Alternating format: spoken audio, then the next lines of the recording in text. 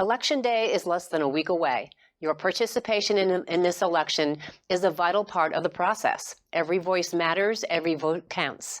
The California Secretary of State website has all essential information regarding voter registration, location of polling sites, ballot drop boxes, and hours of operation. You can find the website and contact information in today's show notes. Be part of the decision. Get informed, get ready, and get out that vote. In our studio today, we are fortunate to have Randi Swisley, Voter Services Chair of the League of Women Voters of Nevada County. Welcome, Randi. Nice to have you here. Thank you. So full disclosure, I'm co-president of the League this year, and you were Voter Services Chair, and I've had the privilege of watching all this work that you have been doing to prepare information for our voters so that they can make an informed decision. You had mentioned to me before that you thought this was one of the most well-written, simple propositions you've seen in your time. Yes, some of them are extremely complicated and likely to end up in court. This one is one of the most simple. In fact, I have the entire text. We have the entire text of it on our website. So you can sit down and read it in probably less than a minute. It's about 3 or 4 paragraphs. What it is a new section in the California Constitution that very clearly states that it is temporary, it goes away in 2030, and it's just done in a very clean way. So it's interesting because as simple as the proposition is written, it's a very complicated issue, and it belies what really is beneath the words. And you have produced 5 really very nonpartisan, clear, informative videos, very short videos, to explain what exactly is composed and comprised in this proposition, which you can find on our website, by the way. But let's go over those. So you give an overview. Can you give a really at this point, we assume most people know what this proposition is about, but if you could just kind of start for us, those of us who want to hear it again. What the proposition states, and then we can go through the logistics from there. Yes, what it does is it replaces the Citizens Redistricting Commission, which is in our state constitution. And that was voted in and not too long ago, correct? Like 5 years ago, 6 years ago, something like that. I think it's been a little bit longer, but not too much longer. I think it's been more than a decade, but not very long. Okay. And it's unusual to have a commission instead of the legislature. By far, most states have a legislature. Well, all of us have legislatures, but most states use the legislature to draw their congressional maps every 10 years. Based on the census that's done every 10 years. And California, along with 9 other states in our nation, have an independent commission that does that instead of the legislature, with the intent of trying to remove politicians from the process. So California tends to take the control, or California's citizens and voters are very concerned about the state of California. And so you will find a lot of things in our Constitution that other states don't have in their constitutions. And so that's one of them, is the Citizens Redistricting Commission is in the Constitution. So if we don't want to use that, even temporarily, we have to modify the Constitution. In order to do that, it required a 2/3 vote of both houses in not Congress, but our state legislature, to get it on the ballot. Once it's on the ballot, then it just needs a simple majority vote.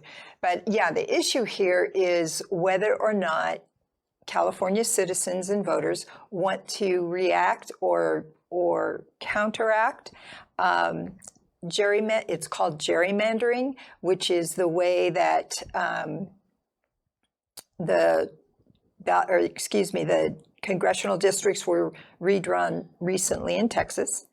They explicitly said what they wanted to do is create an advantage of to Republicans of 5 representatives. So in 5 other words, additional seats in Congress. they wanted to replace 5 Democrats in their state Right. with 5 Republicans. So by redrawing the map the way they did, putting little hooks in little funny little graphics, then it's more than likely that Republicans would be voted in those seats.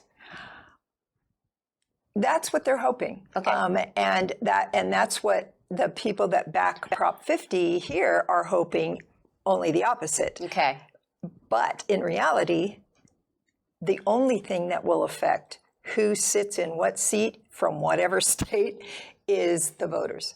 So, for example, if I'm a registered Republican and I am in a district that has more registered Democrats there than Republicans, I can still vote for a Democrat, and vice versa. If I'm a Democrat and I'm in a district that has a majority of Republicans, I can still vote for a Republican. Right. I mean, So- it's not guaranteed, but it puts a thumb on the scale. It does put a thumb on the scale, and so that's what what are- gerrymandering is. Yeah. I mean, it's like, again, this proposition is such a short, simple, sweet proposition, yet it's such a complicated issue. So what are the major arguments for and against Prop 50?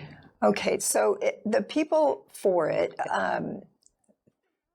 say things like you can't take a knife to a gunfight. If you really want to counteract gerrymandering going on in other states, you need to gerrymander in California. The people that are against it say things like that's a slippery slope.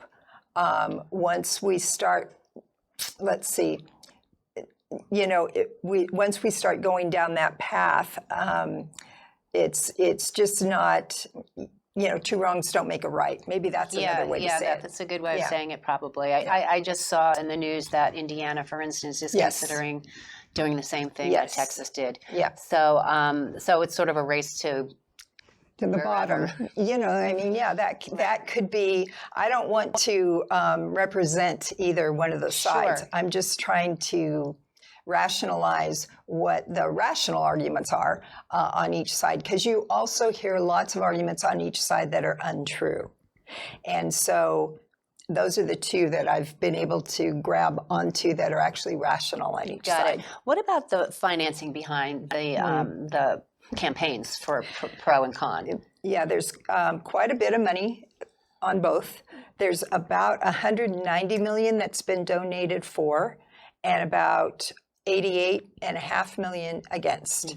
The difference, the main difference besides the amounts, are the fact that about 10% of the money for has come from donations that are less than $100. So you're talking about $190 million, and 10% of those are under $100. So it means there's thousands of people that have donated.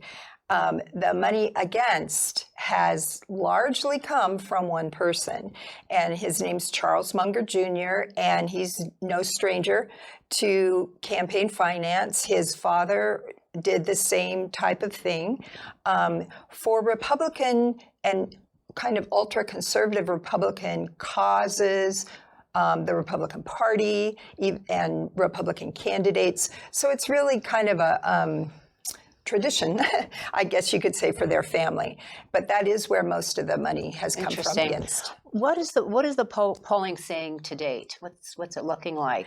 I haven't even looked because that's not my business. My business is to educate people about when they go to the polls, that they don't feel uncomfortable because they don't understand something. They don't have the right information. Right. I understand if they go to the polls and say, gosh, I can't make my mind up. That's different, and I can't help with that. What I can help with is if they go to the polls and say, gosh, I wish I understood this better, or I wish I understood that better. That I'd like to help with.